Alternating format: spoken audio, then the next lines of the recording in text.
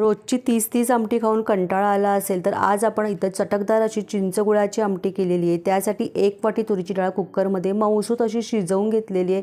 डाळ स्वच्छ धुवून डाळीचे दुप्पट पाणी घालायचं, हिंग, हळद आणि इथे थोडंसं तेल घालून कुकरमधनं डाळ चांगली शिजवून घेतली आणि रवीने घोटून घेतली। एका पातेल्यामध्ये फोडणी केलेली आहे। तेलामध्ये मोहरी, जिरे, मेथीदाणा, कढीपत्ता, हिंग, हळद सगळं घालून मिक्स करून घेतलं आणि आपण घोटलेली तुरीची डाळ ह्याच्यामध्ये घालायची आणि आवश्यकतेनुसार पाणी घालायचं, चवीनुसार मीठ, तिखट, गोडा मसाला, चिंचेचा कोळ आणि त्याचबरोबर गूळ घालायचा आहे। सगळं मिक्स करून घ्यायचं आणि त्यानंतर याच्यामध्ये ओलं खोबरं आणि कोथिंबीर घालायची। डिटेल संपूर्ण व्हिडिओ आपल्या चॅनलवरती आहे, नक्की वॉच करा। या व्हिडिओच्या खाली जो त्रिकोण येतो त्याच्यावरती क्लिक करा म्हणजे तुम्हाला संपूर्ण डिटेल व्हिडिओ बघता येईल।